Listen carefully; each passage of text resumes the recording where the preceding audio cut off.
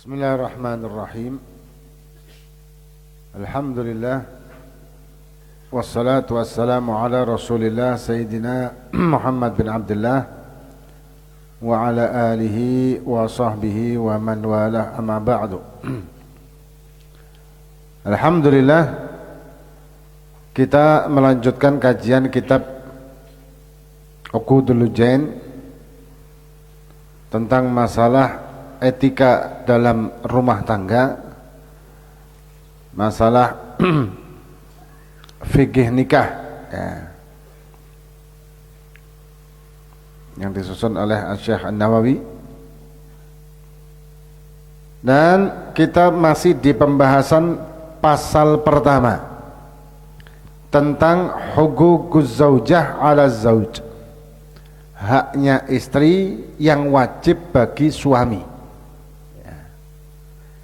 Dan sesuai dengan hadis Nabi Muhammad SAW, di Haji Wada Nabi wasiat kepada kaum muslimin tentang masalah para istri ya, tentang masalah para istri, yang intinya Nabi sampai wasiat seperti itu, sampai Nabi mengatakan bahwa mereka ini awanun ya, fa innama hunna awanin indakum, para istri ini adalah tawanan bagi kalian. Maksud tawanan ini bukan tawanan dalam arti tawanan perang atau penjahat, boten. Cuman para wanita, seorang istri maksudnya, niku dia tidak lagi bisa bebas, karena dia mempunyai tanggung jawab untuk taat kepada suami, dan suami bertanggung jawab penuh atas istri ya. Apapun yang dilakukan si istri, maka suami bertanggung jawab penuh. Jadi apapun yang dilakukan si istri, suaminya akan mendapatkan dosa kalau istri melakukan perbuatan dosa. Dan ketika suaminya menjaga istrinya dari perbuatan maksiat, mungkar maksiat, maka suaminya juga akan naik derajatnya. Si istri naik derajat, suami naik derajat. Tapi kalau sebaliknya, istrinya dalam kemaksiatan, suami membiarkan, maka suami pun akan mendapatkan bala, musibah dan dosa. Nah, kemudian Nabi juga menasehatkan dan mengingatkan kita ya, untuk kita selalu berbuat baik kepada para istri kita apabila mereka melakukan perbuatan maksiat, nusus ini bukan maksiat, nusus ini menentang suami, gak nurut ya, gak nurut. Nah, gak nurutnya pada suami ini bukan gak nurut dalam artian melakukan apapun, bukan, tapi gak nurut dalam hal-hal yang bukan kemaksiatan. Misal, istri disuruh oleh suaminya untuk tidak memakai hijab, tidak memakai kerudung ya. Ketika istri diperintahkan oleh sang suami untuk tidak berhijab, ayo metu nang omah, nang di nang melaku nang mall misalkan gitu, dan ojo enggak jilbab, tapi perintah maksiat, maka tidak boleh ditaati oleh sang istri.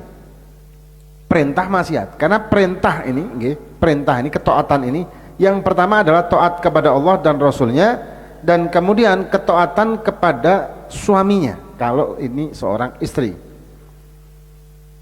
ya. Kalau dia belum berstatus istri, maka taat kepada ayahnya atau walinya, wali pengganti ayah kalau ayah meninggal.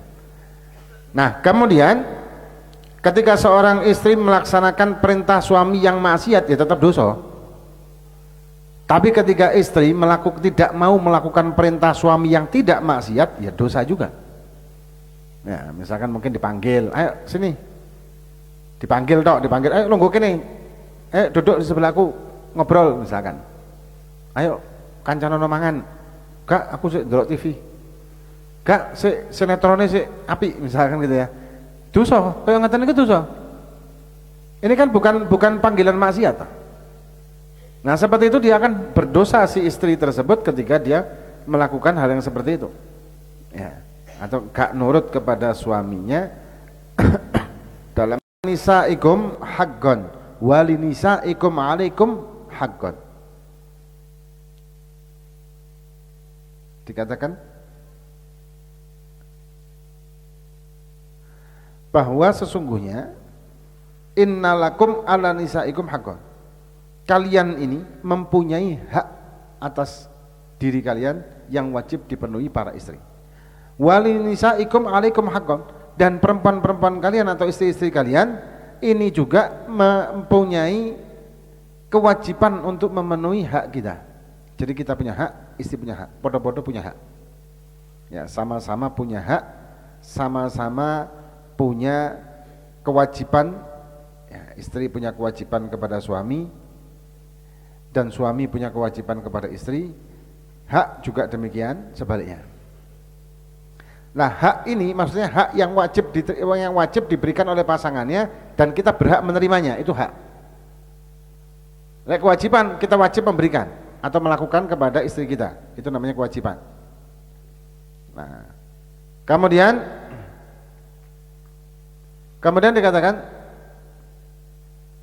fahaqqukum alaihinna alla yu'tina firasyakum man takrahuna. Hak kalian yang wajib dikerjakan oleh para istri. Ya, hak kalian yang wajib dikerjakan oleh para istri, alla yu'tina, tidak menginjak-injak firasyakum, tempat tidurmu atau rumah tanggamu, dalam artian man takrahuna, siapa yang kamu tidak suka. Kita tidak suka, suami tidak suka kepada orang siapa begitu ya, koncone istrinya, teman istrinya kita tidak suka, tapi istrinya tetap memasukkan temannya itu ke rumah, walaupun kita tidak suka istri berteman dengan si teman yang kita tahu orang ini bakal begini bakal begitu, atau kita tidak suka perilakunya mungkin, atau tidak suka dia mempengaruhi istri kita begini begitu, tapi tetap istri kita memasukkan ke rumah kita, maka dosa. Karena kita punya kewajiban untuk ditaati dan kita tidak suka dengan teman istri tersebut, maka istri tidak boleh berteman dengan dia dan akan tidak boleh memasukkan ke rumah. Ya, apalagi masuk ke kamarnya. Karena kamar tidur istri dan suami itu kamar tidur yang bisa dikatakan apa ya? Kamar tidur suami istri itu kamar yang harusnya tidak boleh dimasuki oleh orang selain keduanya ini. Harusnya begitu ya. Kudu terus koncone istri dilebokno kamar, ini mboten asal. Apalagi koncone suami dilebokno kamar bisa gak pantes. Ya, jadi punya privasi gitu, punya privasi sendiri-sendiri. Jadi nggak bisa sembarangan seperti itu. Nah, kemudian wala ya'dhanna fi buyutikum liman takrahun, dan sama tidak boleh memasukkan ke rumah kita siapa yang kamu tidak suka. Ya. Tidak boleh mengizinkan siapapun masuk ke rumah kita tanpa izin kita, atau yang kita tidak suka ini orang. Ya kayak tadi ya, temennya istri ini wow. Apalagi kalau misalkan ada seorang laki, tamu laki yang datang sedangkan kita tidak ada, haram hukumnya untuk memasukkan ke rumah. Kalau ayahnya atau mungkin kakaknya atau mungkin adiknya, dalam arti mahramnya si istri, itu pun harus seizin suami. Tapi lek suami gak ngizinno, wong tuane masuk rumah kebangetan ya. Nah, kalian mlebu, masih mertua bapakmu, kalian mlebu, masih adikmu, kalian mlebu lah, ini kebacut. Nah, suami yang perlu di napa niki? Nah, perlu diruqyah ngoten niki ya. Nah, perlu diapakno nih? Perlu diruat. Ya tidak benar seperti itu, tidak bijak kan. Suami yang tidak bijak kalau seperti itu. Nah, tapi kalau misalkan ada orang laki lain yang masuk ke rumah tanpa izin, ya, tanpa izin dari kita, maka dosalah si istri mengizinkan atau memasukkan ke dalam rumah tanpa seizin kita. Ya, siapapun, ya, apalagi orang laki, ya, orang laki yang bukan mahram masuk ke dalam rumah kita tanpa seizin kita, tanpa sepengetahuan kita atau tanpa adanya kita, hukumnya adalah haram dan dosa si istri. Dan itu adalah hak kita untuk dipenuhi oleh istri kita. Begitu juga teman-teman si istri yang kita tidak suka, itu juga tidak boleh untuk masukkan si istri tersebut ke rumah kita ketika kita tidak suka. Ini hadis Nabi ini.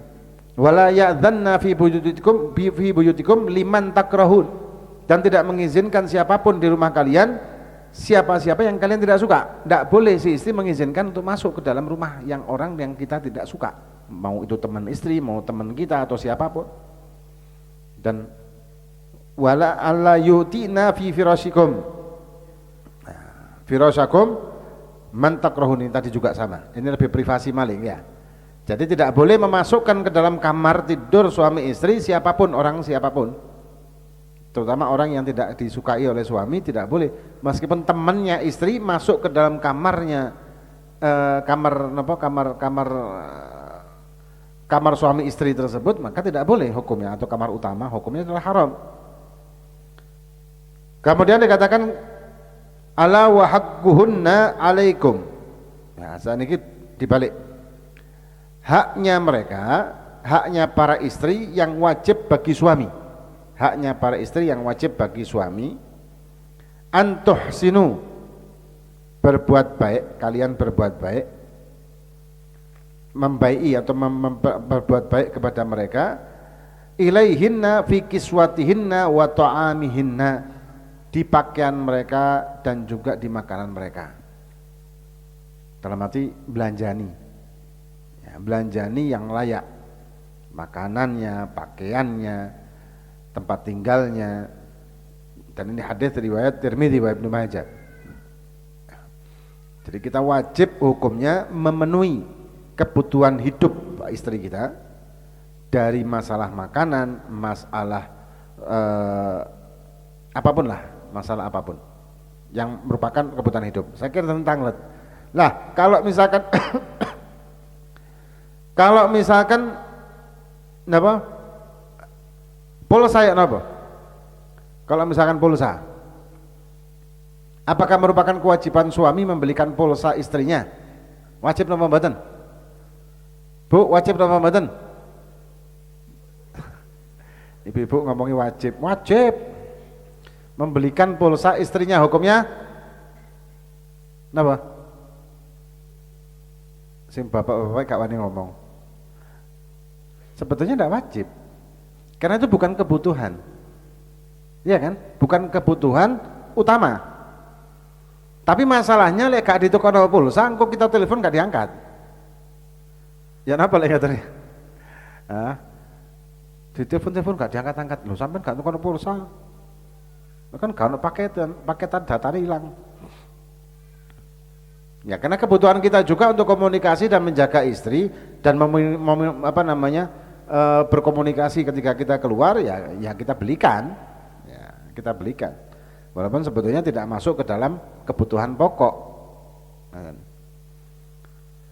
Kemudian dikatakan wa qala sallallahu alaihi wasallam haqqul mar'ati 'ala zauj. Haknya wanita atas suaminya. Ya, Nabi bersabda, haknya wanita atas suaminya ayyut'imaha idza ta'amaha. Ya, memberi makan ketika suami makan. Ya, haknya seorang wanita yang wajib bagi suami memberi makan kepada mereka dengan makanan yang kita makan juga. Maksudnya standarnya apa? Standar kita itu apa? Jadi ketika suami punya penghasilan itu terbagi menjadi 3. Ada suami yang mu'sir, mu'tadil, musir. Musir ini wong mampu lah. Mu'tadil tengah-tengah, mu'sir orang yang tidak punya atau miskin. Nah, itu punya standar minimal dalam masalah memberi makan atau nafkah. Karena kebutuhan buat kita disamakan dengan istri. Kebutuhan kita mampunya segini, ya sudah, itu yang istri kita kasih. Kemudian wa yaksuha idzaktasa, dan juga memberikan mereka busana ketika kita juga berbusana, dalam arti standar. Ya, membelikan mungkin pakaian, kita belinya pakaian yang harga berapa begitu, ya kita belikan istri dengan harga yang berapa. Bukan terus istri kita belikan harga pakaian yang harga jutaan sedangkan kita tukune sing 10.000 telu. Wala yadribul wajha, dan tidak boleh, kata Nabi, ini hadis Nabi, tidak boleh kita memukul wajahnya istri. Haram hukumnya. Indan nusuziha, ada keterangan ketika si istri menentang suami pun tidak boleh kita memukul wajahnya. Walaupun istri menentang suaminya, gak nurut dengan suaminya, kita tidak boleh memukul wajahnya. Wala yukabbih, dan tidak mencaci maki istri, tidak mencaci maki istri walaupun mencaci fisiknya. Misalkan memang jelek ya, maaf ya, ngapunten, maaf. Walaupun istrinya jelek, tidak boleh kita mengatakan kok niku elek. Tidak boleh, haram hukumnya. Atau misalkan ngapunten, maaf, istrinya hitam gitu ya. Kok niku ireng, elek mana? Urip mana? Waduh, parah ya. Wis ireng elek urip. Haram, tidak boleh. Tidak boleh kita menghina fisik istri, menghina apalagi keluarganya gitu ya, menghina, tidak boleh. Kita mencaci makinya tidak boleh. Tapi kalau kita menegur ketika dia melakukan maksiat atau melakukan perbuatan yang apa namanya mungkar atau apa, kita menegurnya dengan keras, tidak apa-apa. Kamu tuh mau jadi apa kayak gini? Kamu mau jadi masuk neraka, menjadi penduduk neraka atau gimana? Nah seperti itu kan bukan mencaci sebetulnya, tapi itu negesi. Tapi kalau mencaci maki dan menjelek-jelekan istrinya, apalagi di hadapan orang, haram dan dosa besar. Di hadapan orang ngoten niku terus dia mencaci maki istrinya atau malah ngamplengi bojone ning ngarepe wong ngoten mboten asal tambah. Di depan orang aja tidak boleh, apalagi di depan orang. Ya, karena ada orang gitu. Ya mungkin penyakit mungkin ya, kejiwaan. Suka ngomeli bojone ning ngarepe wong. Ning ngarepe koncone atau apa, menghina istrinya atau apa. Penyakit itu mungkin. Ya mungkin penyakit. Dan itu haram dan dosa. Si suami dosa. Begitu juga istri tidak boleh menjelek-jelekan suami di depan orang. Tidak di depan orang pun tidak boleh. Kadang-kadang ngerumpi padha wedoke ngoten, lah iya bojoku iki wis ireng urip maneh. Untuk blonjoane tetep. Coba gak ono blonjoan kok tak tinggal lho, ini dosa besar seperti itu.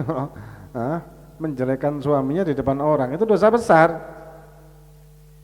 Wala yukabbih, jadi tidak boleh mencaci maki, menjelekkan atau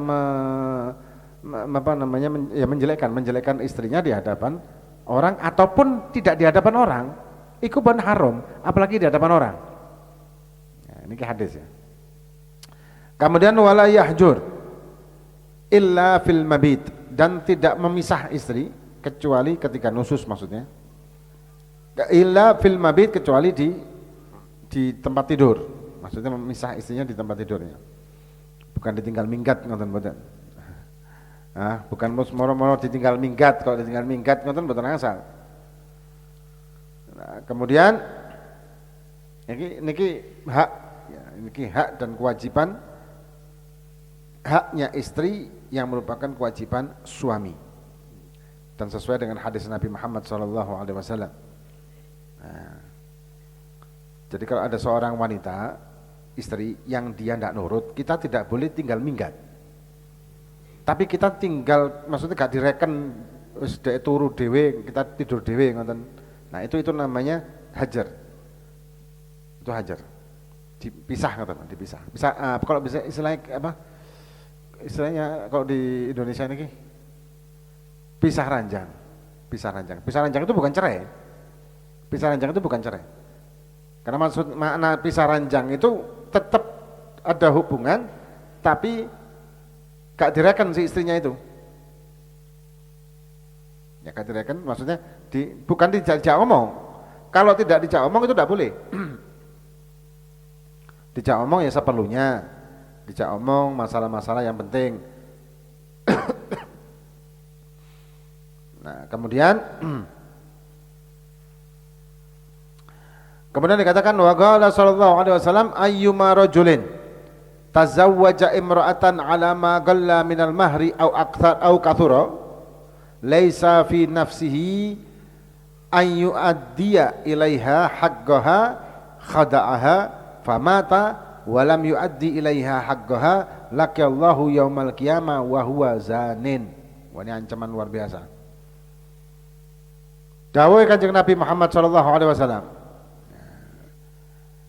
Nabi dawuh, barang siapa seorang laki-laki yang menikahi seorang wanita baik dengan mahar sedikit ataupun mahar banyak, tapi laisa fi nafsihi an yuaddiya ilaiha haqqaha, tapi dia punya niat nikahnya itu aku gak tene ngei nafkah dia nanti.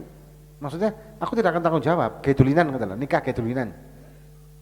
Ya, aku nikah tapi aku tidak mau tanggung jawab, wis pokoke seneng-seneng ngentok ae. Masalah nafkahnya cek golek dhewe. Ah, masalah nafkah biar cari dhewe.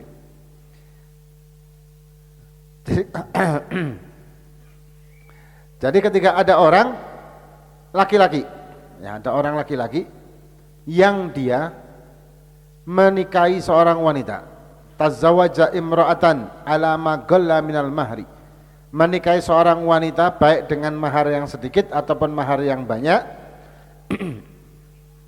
laisa fi nafsihi, dan tidak ada di hatinya si suami ini akan yu'addiya ilayya haqqaha, tidak ada di hati si suami ini untuk memberikan haknya. Maksudnya ya mempermainkan gitulah, mempermainkan pernikahan tersebut pokoknya gak seneng-seneng dan wis dalam hati wis diniati tidak akan memberikan haknya. Ya. Kan ada seperti itu. Jadi nikah kemudian ditinggal, nikah ditinggal. Maka famata, suami ini meninggal, ya, suami ini meninggal, walam yuaddi ilayya haqqaha, dan tidak memberikan haknya, laqiyallaha yaumal qiyamah wa wazanin, maka dia akan bertemu dengan Allah Subhanahu wa taala di hari kiamat dengan dosa zina. Wa wazanin, dengan dosa zina, dengan tanggungan dosa zina. Dosanya dosa berat. Ya, dosanya dosa besar. Ya, naudzubillah. Jadi ketika seorang suami dengan sengaja seperti itu, niatnya pun seperti itu, walaupun dengan mahar yang banyak sekalipun, maka dia akan dibangkitkan nanti yaumil qiyamah dengan dosa zina. Kemudian waqala sallallahu alaihi wasallam, inna min akmalil mu'minina imanan ahsanahum khuluqan wa altafahum bi ahlih. Jadi Kanjeng Nabi dawuh juga, dari sempurnanya seorang yang beriman, iman mereka dan keimanannya, kesempurnaan keimanan adalah ahsanuhum khuluqan wa altafahum bi ahli, yang baik akhlaknya dan lemah lembut kepada keluarganya. Keluarganya dalam arti anak, istri, ya siapapun yang ada tanggung jawabnya dia, atau saudara-saudaranya yang ada tanggung jawaban dia. Jadi ini tanggung jawab besar bagi suami ketika dia mempunyai istri dan dia tidak memenuhi haknya istrinya, baik hak yang sifatnya zahir ataupun yang sifatnya perlakuan atau apa namanya muamalah dengan istrinya, ini juga mempunyai tanggung jawab yang luar biasa nanti di yaumil qiyamah. Karena istri dosa, maka suami juga akan ikut mendapatkan dosanya. Wallahu a'lam bishawab. Ini kan pertanyaan. Ada pertanyaan?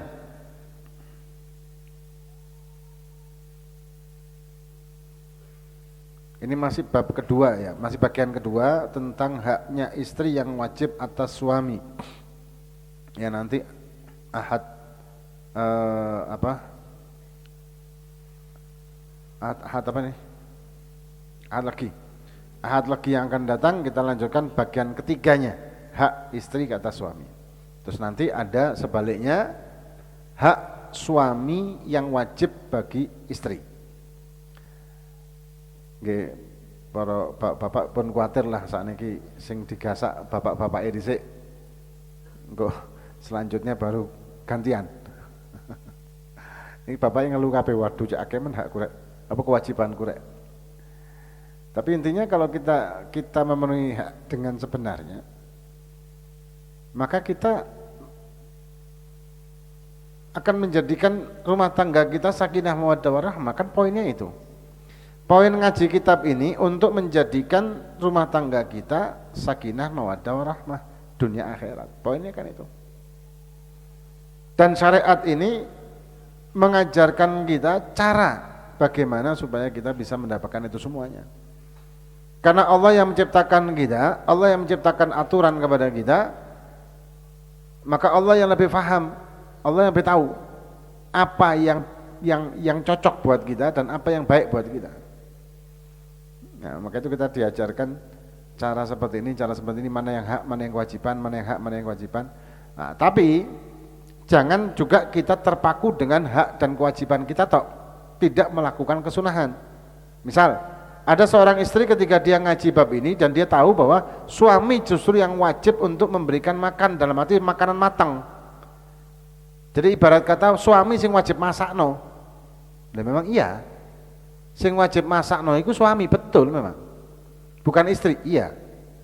Cuman sekarang bayangkan, kalau misalkan podo-podo hak dan kewajiban tidak mau yang sunnah, ya, suami kongkon masak, mulai teko kerja masak, sebelum berangkat kerja masak,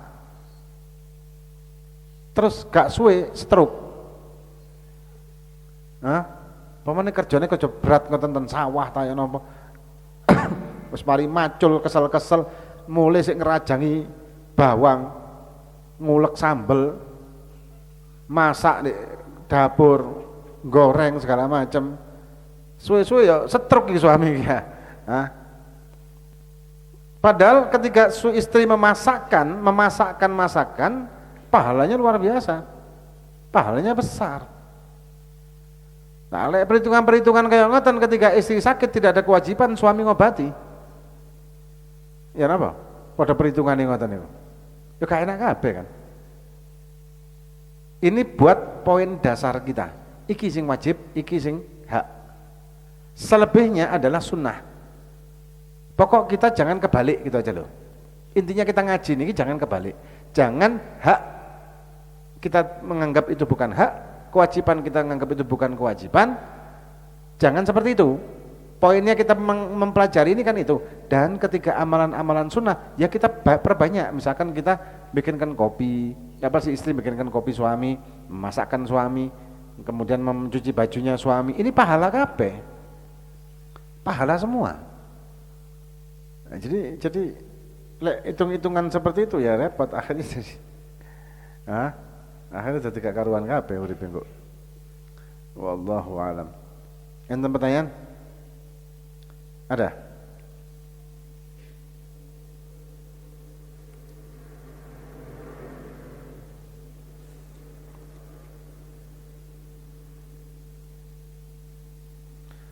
Apabila ada istri yang meminta pisah ranjang karena suaminya bermaksiat, apakah boleh dilakukan pisah ranjangnya? Sebenarnya masalah pisah ranjang itu bukan haknya istri. Pisah ranjang itu suami. Ya. Yang memisah ranjang itu bukan istri. Lek istri ngambul terus pisah ranjang, nusus maksudnya. Maksudnya ke nusus. Ada istri mungkin tidak senang atau apa ya, cemburu kali suaminya gitu ya, atau marah dengan suaminya karena terlambat pulang kerja atau gimana, walhasil marahlah dengan suaminya. Kemudian tidak mau tidur bareng mbek bojone. Si istri tidurnya di napa? Di dapur. Atau di jeding ngoten.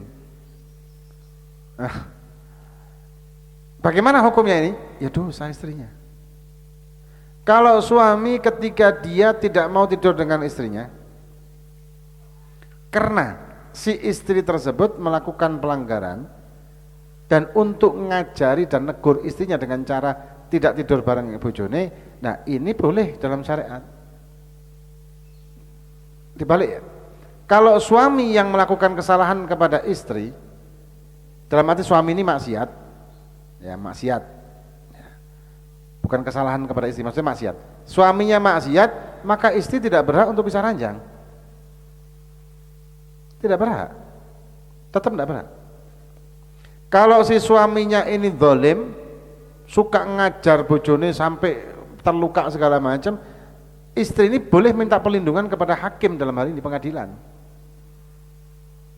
Dalam hal itu, ketika mengancam jiwanya loh ya. Nah, jadi pertanyaan ini sebetulnya salah. Apakah istri apabila ada istri yang meminta pisah ranjang, karena istri tidak bisa untuk memisah ranjang, itu istri tidak bisa. Sama kayak menceraikan, apakah boleh istri menceraikan suami? Tidak bisa. Bagaimana cara istri menceraikan suami? Tidak ada.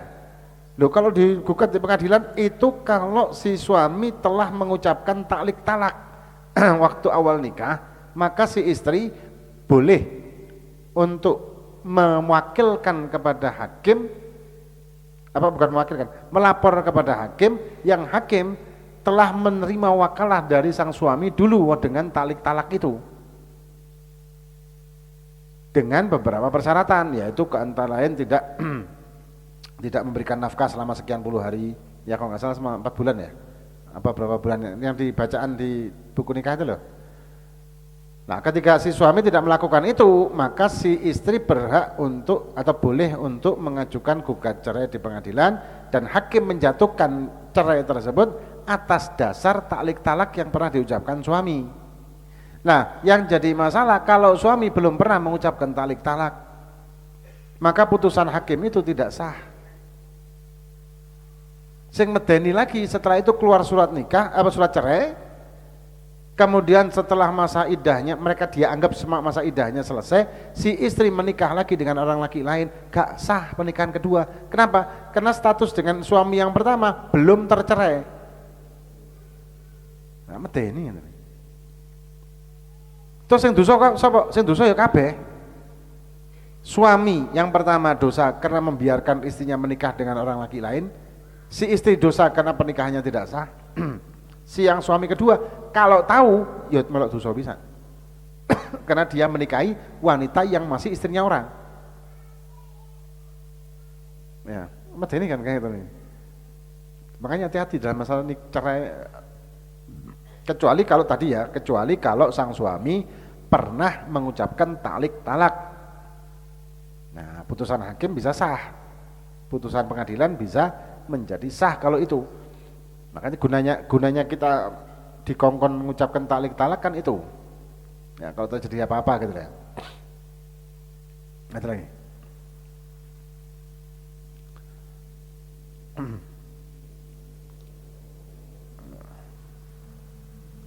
Ini di Instagram ada pertanyaan. Lebih baik mana istri atau suami yang megang keuangan dalam keluarga? Lebih baik mana istri atau suami yang megang keuangan dalam keluarga? Lebih baik pundi? Bu? Istri? Sing nyekel duit lebih baik sinten? Istri atau suami? Baik, cari ibu istri. Kewajiban kita memberikan nafkah kepada istri. Setelah kita memberikan nafkah kepada istri kita, ya sudah, itu yang dikelola sama istri. Kalau duitnya suami kabeh dikene nang istri ya napa? Lebih dari nafkah yang wajib, ya terserah suaminya sih. Cuman nelongsomen suaminya, engko tuku rokok njaluk bojone, engko tuku bensin njaluk bojone. Engko lek bojone gak ngeki apa?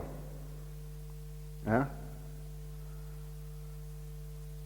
Istri punya hak untuk diberi nafkah. Selebihnya dari nafkah itu punya suami, duit ini. Kalau suami mau ngasih lebih kepada istri, tidak apa-apa. Kayak uang jajan mungkin atau apa.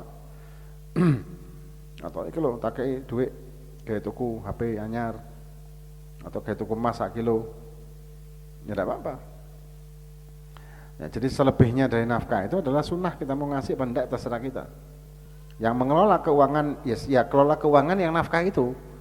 Ya kelola keuangan, ya uang yang kita beri nafkah wajib itu tadi. Sudah, itu yang dikelola sama istri.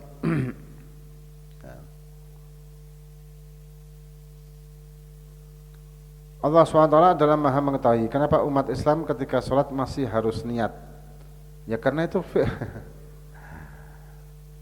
betul, Allah maha mengetahui apapun yang kita lakukan. Tapi dalam mazhab Syafi'i ini kan hukum fikih, bukan lagi hukum tauhid. Ya, ini hukum fikih. Kalau kita bahas ilmu tauhid tanpa fikih, maka kita akan mengatakan begini, ngapain kita sholat? Allah kan maha segala maha. Allah kan sudah menentukan apapun yang akan kita lakukan. Terus ya pasrah wis. Wah ya sholat ya sholat. Lek memang takdirnya sholat ya sholat, enggak ya enggak. Akhirnya kan begitu. Ini bertentangan dengan fikih. Ngapain berikhtiar? Wis ditentukan kok.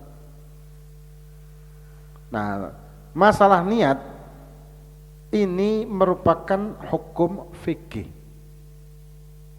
Dan di mazhab Syafi'i niat itu harus terinci. Harus diperincikan niatnya itu saya mau sholat apa, fardu apa kayak gitu. Yang sudah pembahasannya di kitab fikih yang sudah sering kita bahas. Ya, jadi intinya bukan karena Allah maha tahu terus kita tidak usah niat, bukan. Ini masalahnya hukum fikihnya. Masalah Allah maha tahu itu hukum masalah tauhidnya. Tauhid ini sebagai landasan, fikih niku sebagai pelaksanaan dalam perwujudan ketauhidan. Nah, jadi tidak berkaitan ini. Ada lagi?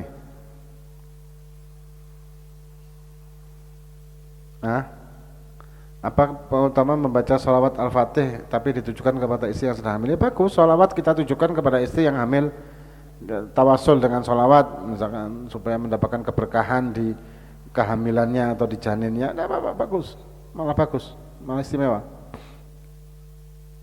Enggak apa-apa kayak gitu. Ada pertanyaan lagi?